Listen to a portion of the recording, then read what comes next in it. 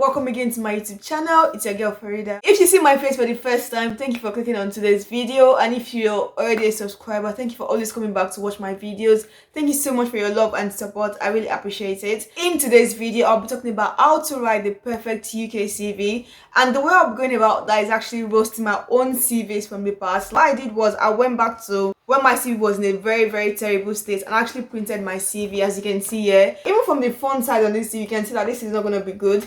And this CV that is in my hand is 4 pages long, which is extreme, because I literally printed it out and I'm like, Farida, did you really do this to yourself? Did you actually apply to jobs with 4 pages of CV? Like, who does this? It doesn't make any sense at all. And to actually think that my CV was once 4 pages long and now it's on 2 pages, and I can actually make it into 1 page because I've applied to jobs with my CV having it on only 1 page. But anyways, I'm going to be taking you through what my CV used to look like, the mistakes, and what it is now currently. And I hope it will help you if, for example, you come into the UK to study, to work, and you want to make your CV look perfect in the UK way. I feel like different countries do things differently. Like maybe a 4 or 3 page CV would have been good for Nigeria or another country, but in this country, definitely with the way I've made my CV, this is not going to work at all. Now that I look at it, I just want to cry because I'm like, I've literally wasted so much time trying to make my CV good, apply for jobs, and obviously never hearing back, or hearing back and be like, oh, hello, sorry, we don't like you, hello, sorry, we don't want to give you the job. I hope that when you actually watch this video, you take down notes and it helps you in one way or the other to actually make your CV very good,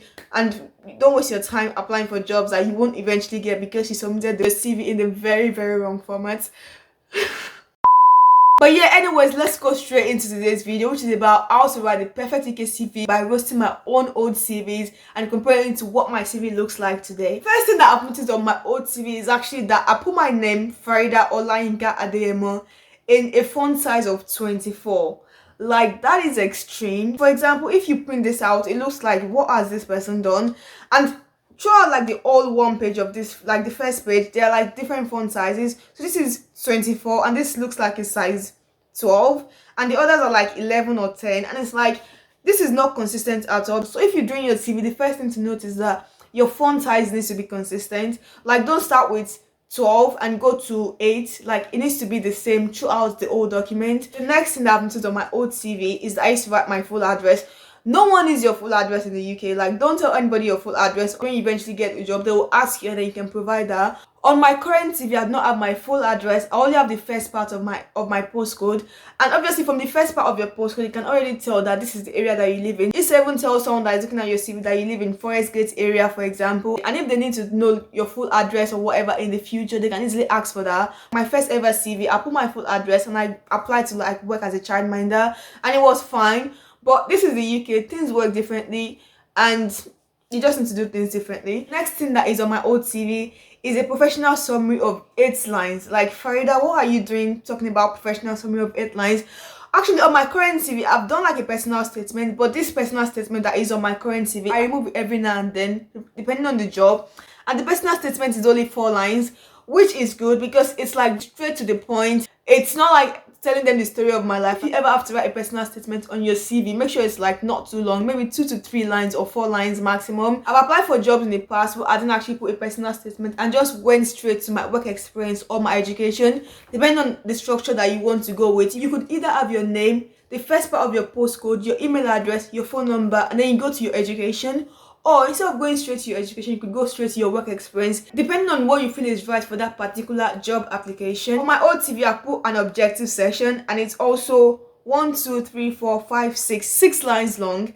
And I've written objectives of, I don't know, objectives of what exactly? To contribute to the improvement of the organization's potential for achieving effective and adequate student satisfaction, contribute to the strengthening of an organization that is run efficiently and profitably in respect of its corporate goals and objectives, to be of adequate service always, while espousing attributes of hard work, diligence, timeliness, selflessness, patience, and success.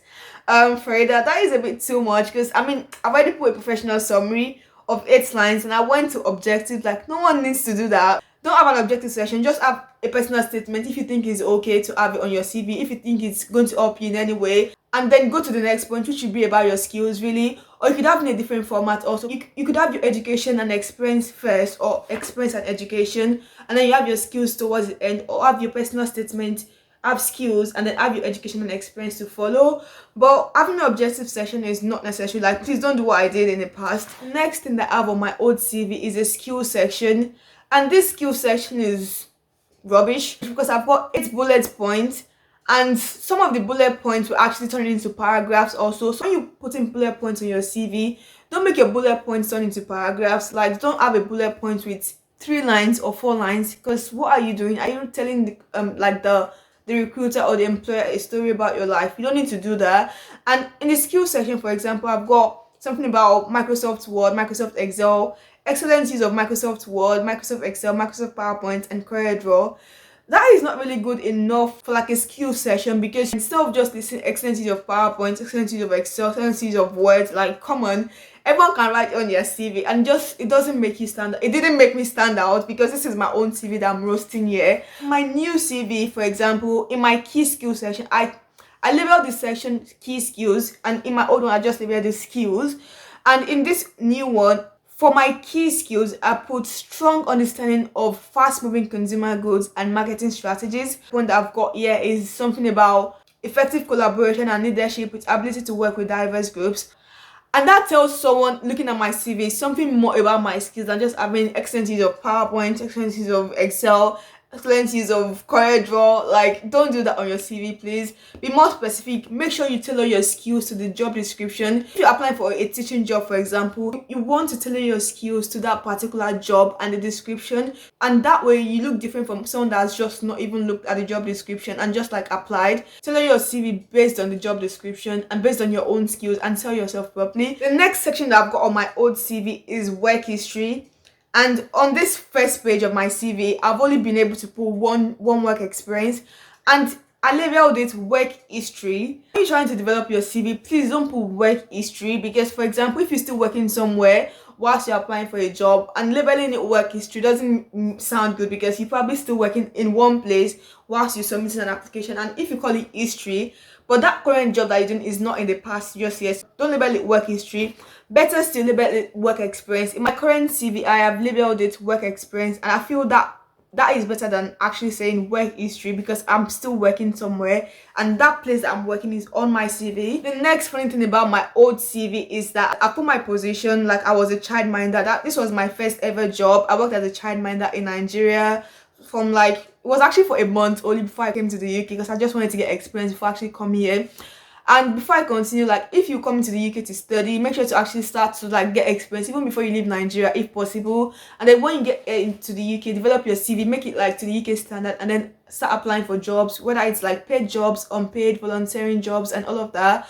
But anyways, in my old CV, I had my position, I had the name of the place I used to work at. But then on this old CV, I have 1, 2, 3, 4, 5, 6. It's not just 6 lines. I have 6 lines from the first page, 7, 8, 9. I have 9 lines on my old CV talking about my first job, and I did this job for only 1 month, and it's supposed to be bullet points, but I've already turned the bullet points into paragraphs. It's called a bullet point because it's supposed to be like sharp, like pass across the message, like it's easily understandable. This is 9 lines talking about my first job that I did for only 1 month. I think that is excessive. Don't do that on your CV. Make sure it's only like 2 bullet points, for example, or 2 to 3 bullet points that talk about the main things that you need on your CV. When you have 9 lines, what space would you have to like talk about other jobs that you've done? So I mean, this CV is like really making me sad, because I mean, I thought this CV was perfect. I thought it was like the best CV ever. But I mean, even from the length, it's 4 pages long. The structure is not in order. It's all over the place. I've got like bullet points and paragraphs. For my next job, which was a volunteering job at a law firm, I've got 13 lines talking about this job alone. Like, 13 lines is too much for it. What were you thinking? Like, this doesn't make any sense, because I don't know, like, if you're writing your CV, please don't write paragraphs, don't write excessive lines. And then I even went on to like my next job, similar things also. 1, 2, 3, 4, 5, 6. This is actually shorter, like 7 lines. This didn't even have any bullet points at all. There's no order to this CV, because for some places I put like bullet points, and then I went to paragraphs. Some sections I put only paragraphs, no bullet points. It doesn't really show like a good attention to detail, because if you're applying for a job, they want someone that has like good attention to detail, and there's no attention to detail on this CV at all. There's no order, there's no structure. It's all over the place. A few moments later. Like my next jobs that I mentioned on my old CV, I didn't even use bullet points at all. They were all in paragraphs. Like, I literally forgot about bullet points at this stage. I was like, nah, Freda, I don't want to use bullet points. Like, nah, I'll just write paragraphs. Like, paragraphs will be fine. But this is rubbish, Freda. Like, I don't know what you were thinking when you made this CV. Maybe you just thought like you were making sense, but you were not making sense, Freda. If you're looking at your CV right now as you're watching this video, you're going to go back to your CV. Please don't make these mistakes that I've made. Make sure that your CV is in order. Make sure that it's like a good structure. Make sure that you actually pay attention to what you're putting down. Don't go from bullet points to paragraphs. Don't put things that are not necessary on your CV. Before I move to the next section of my old CV, I just want to say one more thing about like your work experience section. When you're talking about your work experience, you need to like use like action verbs to describe what you've achieved on your position. For example, on your previous positions or your current position. For example, on one of the jobs I did in the past, I use words like collaborated, led, coordinated, managed, advised, developed, incorporated, like words that should I actually did something, like inspected daily stock. This is something like I wake up in the morning every day at 9 o'clock, then I go to work and make sure that customers are happy. We could word that differently. Manage customer orders, inspected daily stocks to ensure that products were readily available, and communicated such strategies to shift managers. And that is like more specific because it says, okay, when I get to work, for example, I inspect the daily store, make sure that things are in order, and if things are not in order, I communicate with the manager, because it also shows a skill, because you're able to like actually work in a team to manage what you have available in your company or within your group to actually ensure that customers are satisfied, instead of saying that you wake up in the morning and go to work. Obviously everyone wakes up in the morning and goes to work, but you need to like talk about what you actually do differently. We're going to move to the next section of my old CV, which is the education section. On my education section, I've got 16 lines for my education, and I've actually got the address of my university. I've got E15 1NF, University Square, Stratford Campus, Stratford, East London, United Kingdom, University of East London. Like, that is too much. It's just enough to write University of East London, Law with International Relations, achieved 69%, 2-1. Not all of this story that I've pulled. No one cares about these details. On the education section of my current CV, I went further a bit by talking about how I was the president of the Law Society, and the other things I achieved at university. And that is mainly to just make you stand out in one way or the other. Everyone that's probably applying for the job already have a degree, and to go a bit further, like, okay, yeah, when I was at university, I actually did this within the university society that I was a member of, or that I established. You talk about your secondary school results, it's enough to just mention maths and English. You can just say that you achieved grades A to C, including maths and English, or something like that, or grades A to B, or grade A overall in your WAEC result, including maths and English. You need to start listing all of the other subjects you did, like fine arts, like government, like economics. You don't need to list all of the other subjects that you studied in secondary school. My primary school address, my primary school name, like, you don't need to go all the way to primary school on your CV. I feel like if you just mention your secondary school and your A levels, for example, and then your degree, depending on what level you are, obviously, don't put irrelevant sections on your CV. On my old CV, I have got a publication section. I have not published anything. I don't know why I put publication section, but on this publication section, I've put my address, my personal email, and my university email. But it doesn't make sense because I've already put my email address on the first page, and now I'm repeating my email address and my address again on the same CV. So this is very odd, and if you've done something similar, having publications when you've not published anything, please don't do that. The next section of my old CV is a personal data section, and on this personal data section, I put my date of birth, my full date of birth, my gender, my state of origin, and my nationality. If you have anything similar on your CV, like your personal data, like date of birth, like your nationality, just remove everything. No one needs to know your gender. No one needs to know whether you're a female or a male, unless it's a job where they want only a man to do the job, which would be rare because that's odd. But unless it's a job that specifies something like that, which I haven't seen, there's no need to put your gender on your CV, or your date of birth, or your state of origin, or your nationality, unless it's something that is required for that particular job. I've not seen something like that. But please, personal data on your CV, nope. There's no space for that. The next thing I've done on my old CV is have a section for hobbies, interests, and extracurricular activities. And I've actually made a spelling error also somewhere here. So when you're doing your CV, make sure to actually pay good attention to it. Don't make spelling errors. Don't write things that are not necessary. In this hobbies section, I've put 9 lines of hobbies, interests, and extracurricular activities. These 9 lines are in 4 bullet points, where out of the 4 bullet points, 2 bullet points have 3 lines. Right. And in this extracurriculars and hobbies section, I've put 4 bullet points, and 2 out of these 4 bullet points have 3 lines, which look like paragraphs, obviously, and they look like I'm writing essays, which don't make sense. So I've got 6 lines straight talking about my hobbies and interests. So if you're someone that has done something similar on your TV, having like hobbies and interests in paragraphs, telling the story of your life, don't write stories on your CV. Like, no one wants to read them because no one has the time to do that, really. The next thing I've got on my old CV that I feel is really important is to have like a referee section.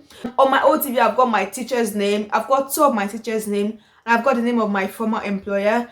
I didn't actually stop at their names only. I went all the way to write like their positions, their house addresses. No one wants to know where they live or what their phone numbers are. When you're writing a UK CV, you don't need to put the names and addresses of your referees. You can just put referees available on request, or you may even just like move that section. When you're writing your CV, like, you don't need to put the details of your referees. If it's needed, if it's required, the employer or the recruiter will ask for it, and then you can provide it to them. Having like names and addresses of people that I don't know, it's just really odd to have someone's name, someone's full address, someone's phone number on your CV. It's not really how things work in the UK. I don't think the CV ever got me a job here, and I thought it was like perfect for this UK job market, but it wasn't, and it's not. And 4 pages is too long, the sections are too long, the structure is in shambles. I hope you've gained 1 or 2 things from how my old CV used to look like comparing it to my current CV, which is only 2 pages long. It's straight to the point, it's in order, it doesn't contain unnecessary information. Your CV should only be 2 pages, or better still, even 1 page if you can. I've applied to jobs where I've actually just put my CV in only 1 page, and I didn't have a personal statement section,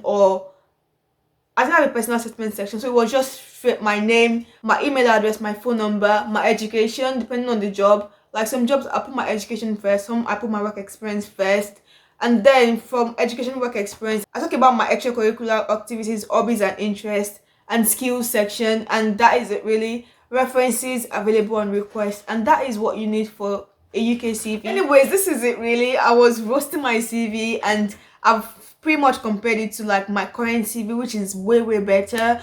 And I feel like if I had this current CV when I first started university, maybe I wouldn't have gotten so many job rejections. But I didn't know what I was doing wrong. I felt like I was doing everything perfectly. Like, what could go wrong? I thought the CV was perfect. Make sure that when you prepare your CV, put things in order. Don't put unnecessary details. Don't have like 16 lines explaining what you did on a job. Like, that is extreme.